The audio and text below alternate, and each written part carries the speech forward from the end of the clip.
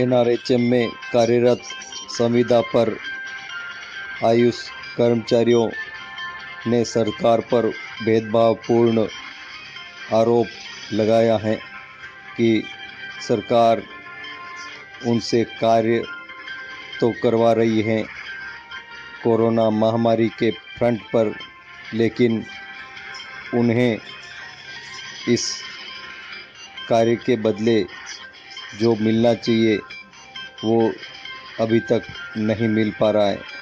सरकार इस में दोहरी नीति अपना रही है और आयुर्वेद, यूनानी, होम्योपैथी सहित कई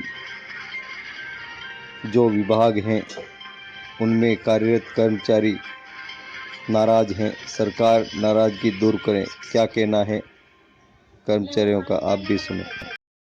में कार्यरत संविदा आयुष चिकित्सक हैं जो फ्रंट लाइन में आके अभी कोरोना के खिलाफ जो जंग चल रही है उसमें चिकित्सा विभाग के साथ कंधे से कंधा मिला काम कर रहे हैं। हम पूरे राजस्थान में करीब 2000 संविदा आयुष चिकित्सक हैं, जिसमें आयुर्वेद, होम्योपैथी और यूनानी के संविदा चिकित्सक शामिल हैं।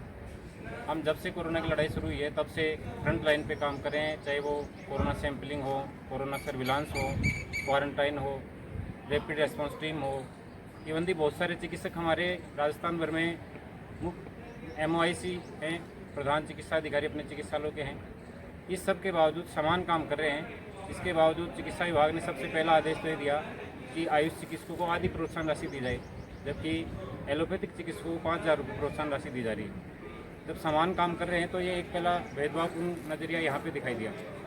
दूसरा, अभी माननीय चिकित्सा मंत्री महोदय ने और मुख्यमंत्री महोदय ने घोषणा की कि 2000 MBBS डॉक्टर्स की भर्ती की जाएगी, जबकि आयुर्वेद विभाग में पिछले 7 साल से कोई भर्तियाँ नहीं हुई हैं। करीब 1300 आयुर्वेद चिकित्सकों के पद खाली हैं और इसी प्रकार होम्योपैथी और यूनानी विभाग में भी पद खाली पड़े हैं। इसके बावजूद सरकार इधर भर्तियों के लिए ध्यान नहीं दे रही है। ये दूसरा भेदभावपूर्ण तरीका है सरकार का। जहाँ प्रशासन भेदभाव प्रोत्साहन राशि देने में कर रहा है, वही सरकार भर्तियाँ करने में भेदभाव कर रही है। तीसरा जो मुख्य बिंदु हमारा है जिसमें हम भेदभाव झेल रहे हैं कि हमें आयुष की औषधियाँ जो हैं, जो PHC CHC पे जो चिकित्सक कार्य कर रहे हैं, RBS के में जो चिकित्सक कार्य कर रहे हैं आयुष के, उनको आयुर्वेद, होम्योपैथी, यूनानी की दवाइयाँ सप्लाई की 1 साल हो गया। सामान्य क्वाथ जिनका चर्चा हो रही है, जो कार्ड जिनकी चर्चा है, उनकी सप्लाई भी हमारे पास नहीं है। ऐसे में किसी की पेशेंट्स की इम्यूनिटी बढ़ाना, उनको कोरोना से बचाना, ये भी एक मुश्किल काम है। जबकि पूरे देश भर में आयुष मंत्रालय एडवाइजरी जारी करा है। केरल सरकार आयुष औषधियों द्वारा, आयुर्वेद के द्वारा कोरोना मरीजों का इलाज कर रही है। गुजरात सरकार क्वारंटाइन पेशेंटों पे इलाज कर रही है। मध्य प्रदेश, हरियाणा, गोवा, ऐसे सभी राज्यों में प्रयास चल रहे हैं, दिल्ली में भी चल रहे हैं। लेकिन राजस्थान सरकार इससे पीछे हट रही है, जबकि राजस्थान में आयुर्वेद का सबसे बड़ा इंफ्रास्ट्रक्चर है।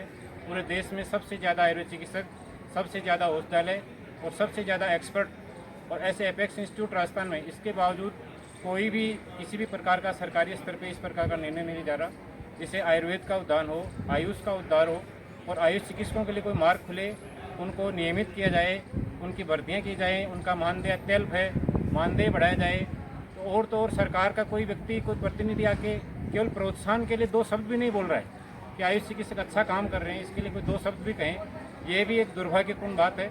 सरकार आयुष चिकित्सकों से काम तो लेना चाहती है लेकिन नाम नहीं लेना चाहती।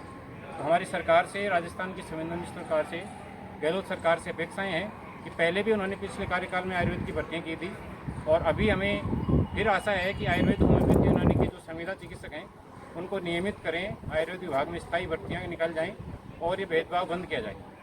मुख्यमंत्री और चिकित्सा मंत्री इनकी गुहार जरूर सुने, क्योंकि किसी से कम नहीं है इनका जोश और जज्बा।